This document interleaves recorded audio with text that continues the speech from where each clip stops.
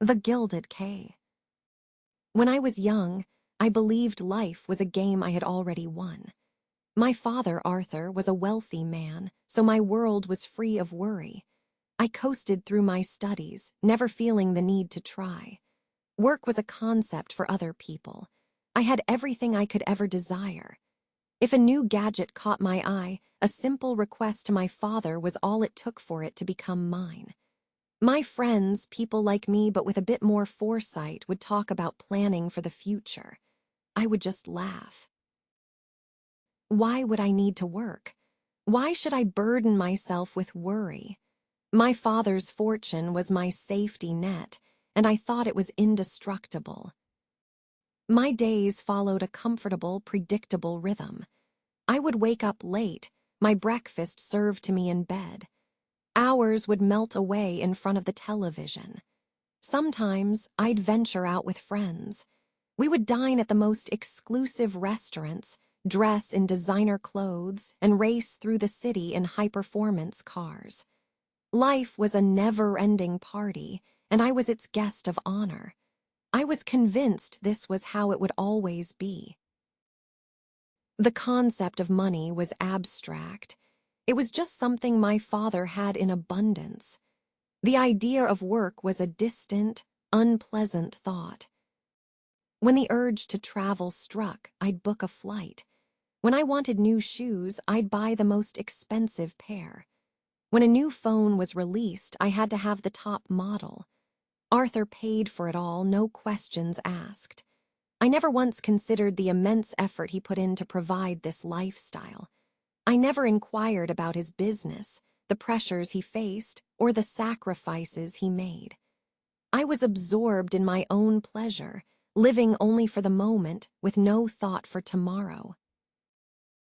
One afternoon, my father called me into his study. His expression was unusually grave. "Leo, sit down," he said, his voice firm. "We need to talk." I offered a casual smile, expecting him to ask about my day. "Yes, Dad," but his face remained a mask of seriousness. He wasn't joking. A flicker of unease went through me, something I hadn't felt before. Arthur was always so lenient, so accommodating. That day, the air was different. He took a deep breath, his eyes fixed on mine. "You are not a child anymore, Leo," he began. "You need to start thinking about your future." I chuckled, trying to lighten the mood. "Dad, I have everything I need, thanks to you." He shook his head slowly. "No, son, you have everything because I work tirelessly, but life is not a guarantee. Things can change in an instant." I didn't understand. It sounded like he was worrying for nothing. I smiled again, reassuringly. "Don't worry, Dad, nothing is going to change." He didn't return the smile. He just stared at me for a long moment, his gaze penetrating. "We will see," he finally said. I didn't grasp the weight of his words. I brushed it off as a bad mood and left his study, my mind already on my evening plans. I went out with my friends, laughed loudly, and spent his money without a second thought. I had no idea that my entire world was on the verge of collapsing. The next morning, I awoke at my usual late hour.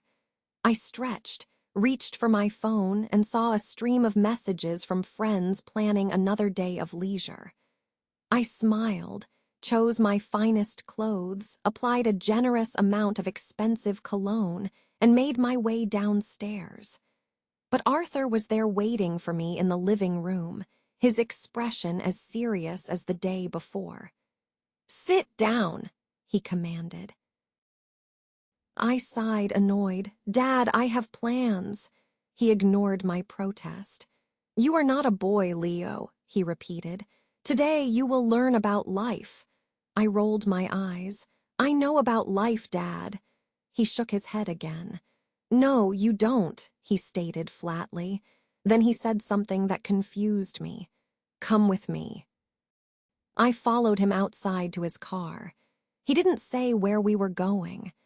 I sat beside him, a mixture of confusion and irritation brewing inside me.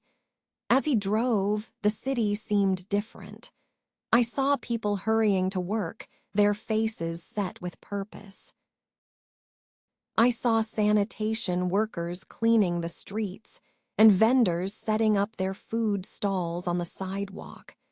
I had driven past these scenes 1,000 times, but I had never truly seen them.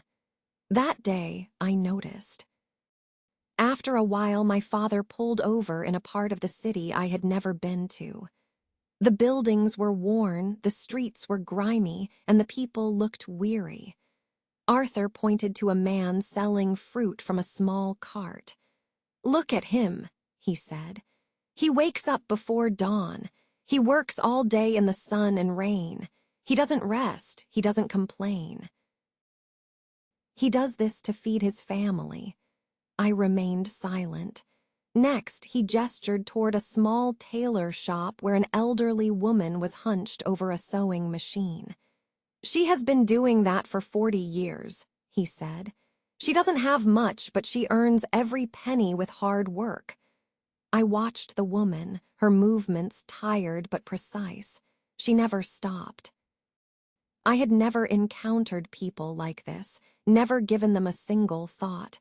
My father turned to me. "Do you see now?" he asked. "Life isn't easy for most people. They work relentlessly for what they have.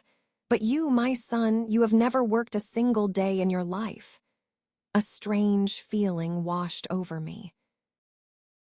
I wanted to defend myself, but the words wouldn't come. I looked away, a flush of shame creeping up my neck. For the first time, I felt small and insignificant.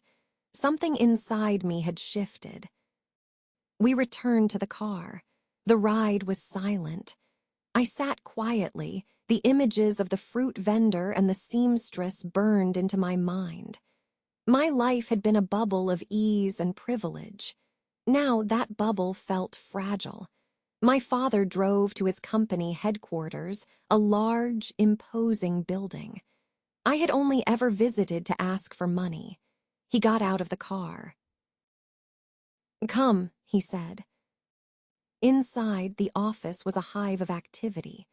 People moved with urgency, phones rang incessantly, and papers were stacked everywhere. He led me to his own large office and sat behind his desk. "Do you know what I do all day, Leo?" he asked. I shrugged. "You work, I guess." He nodded. "Yes, but do you have any idea how hard I work? I wake up at dawn. I make decisions that affect hundreds of families. I solve complex problems. I carry the weight of this entire company on my shoulders. And I do it all for you." My gaze drifted around his office, then out to the floor where his employees worked. I saw the stress on their faces, the focus in their eyes. I had only ever seen the result of their labor, the money that funded my life. I had never seen the process. The strange feeling inside me intensified. It was guilt. Then my father handed me a small notebook and a pen. "Starting tomorrow, you will work here," he declared. I laughed out of disbelief. "Me, work?" His expression remained unchanged. "Yes," he said. "You will start at the very bottom. You will learn." I was stunned. "But I don't need to work," I argued. My father's eyes were firm. "You do," he said, "because one day I won't be here. And what will you do then?" The question hung in the air, a terrifying possibility I had never considered. My entire life had been built on the foundation of my father. Without him, I was nothing. I had no choice. My father had made his decision. Tomorrow, my life would change forever. The next morning, the alarm clock jolted me awake. It felt unnatural. I was used to waking with the sun high in Thesky, but now I had a job. I dressed and went downstairs to find my father waiting. He handed me a simple brown paper bag. "Your lunch," he said. I stared at him, bewildered. "Lunch? Can't I just eat at a restaurant?" He shook his head. The employees bring their own lunch. Today, you are an employee. When we arrived, he didn't take me to his executive suite. Instead, he led me to a large, open-plan office filled with cubicles. A man with glasses and a serious demeanor approached us. "This is Mr. Davies," my father said. "You will report to him." And with that, he left. Mr. Davies gave me a brief, appraising look. "This way," he said, walking at a brisk pace. He pointed to a small, empty desk in a corner. "You'll be checking these documents," he said, placing a towering stack of papers in front of me. "Review the figures, find any discrepancies, and mark them." I looked at the mountain of paper. "All of them?" I asked. Mr. Davies nodded. "Yes, and be quick about it." I sat down and began. At first, it seemed simple enough, but after an hour, a dull ache started in my head. The columns of numbers blurred together. My eyes burned. I wanted nothing more than to stop, but everyone around me was working with silent, focused intensity. This wasn't my life of leisure. This was work. By lunchtime, I was completely drained. I opened my lunch bag to find a simple sandwich and an apple. No gourmet meal, no fancy drink. I ate in silence, observing the other workers. They ate quickly, their conversations brief before returning to their desks. There were no long, lazy breaks. I missed my freedom terribly, but alongside the longing, a new feeling emerged: respect. These people were disciplined and hardworking, and now I was supposed to be one of them. The afternoon was a greater ordeal. My back protested from the cheap chair. My hand cramped from writing. I desperately wanted to go home, but I couldn't. Mr. Davies appeared at my desk, scanned my work, and pointed out several errors. "Do it again," he said, his voice devoid of emotion. I sighed, but I didn't argue. I just nodded and started over. When the workday finally concluded, I felt a profound exhaustion I had never known. But I also felt different. For the first time, I understood the sheer effort that went into a day's work. I understood that money wasn't something that just appeared. It was earned. As I walked out, I saw my father waiting. He didn't ask how my day was. He simply smiled a small, knowing smile. And for the first time in my life, I smiled back. Not because life was easy, but because, in some small way, I had earned that smile. The following morning, I woke up with my body aching. My muscles were sore, my hands stiff. I wanted to crawl back under the covers, but the thought of my desk and that stack of papers pushed me out of bed. Downstairs, Arthur was reading the newspaper. He looked up as I entered and gave a single, approving nod. "Good," he said. That one word felt like a significant victory. At the office, Mr. Davies was waiting. "You were slow yesterday," he said without preamble. "Be faster today." I clenched my jaw but said nothing. I sat down and got to work. The numbers were still a blur, my back still hurt, but I pushed through. By noon, I had completed the task. Mr. Davies reviewed my work. "Better," he grunted, finding fewer mistakes. Just one word, but it filled me with a sense of accomplishment that no expensive purchase ever had. It felt real. During lunch, I sat with some of the other employees. They talked about their children, their mortgages, their small weekend plans. They laughed at simple jokes.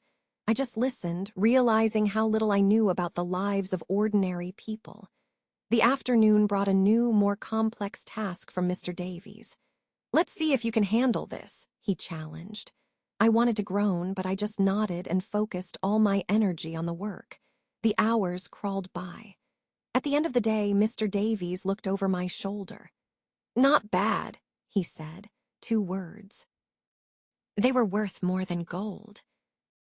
Outside, my father was waiting again. Tired? He asked. I nodded. He smiled. Good. I finally understood. He wasn't punishing me, he was teaching me. And for the first time, I didn't want to escape work. I wanted to master it.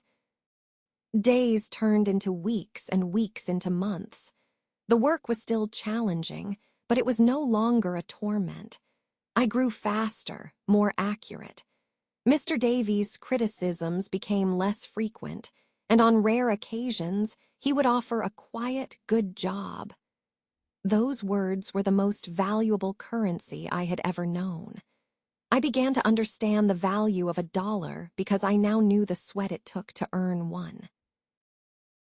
I watched my father with new eyes, seeing not just a provider of funds, but a brilliant leader, a problem solver, a man who had built an empire through his own relentless effort.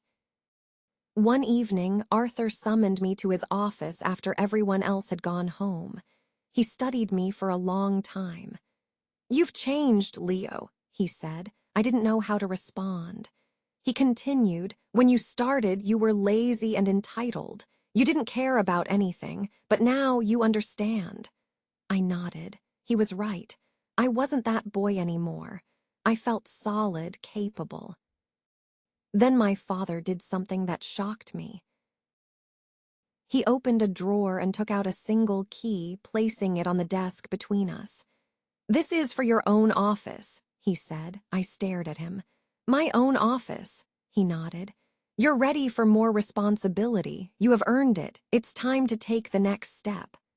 I picked up the key. It was small, but it felt incredibly heavy in my palm. It wasn't just metal, it was a symbol of trust and accomplishment. The next day, I moved into my new office. It was modest, but it was mine.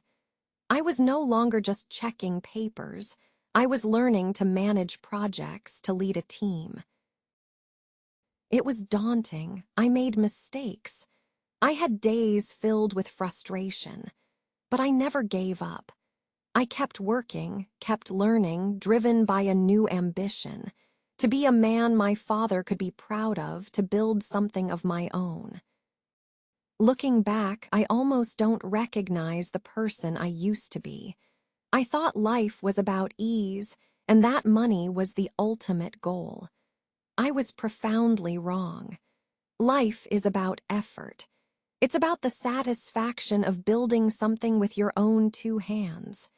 My father didn't just give me his wealth. He gave me the wisdom to create my own. And now, I am finally ready for the future. Not because I have money, but because I finally understand what it truly means to be rich.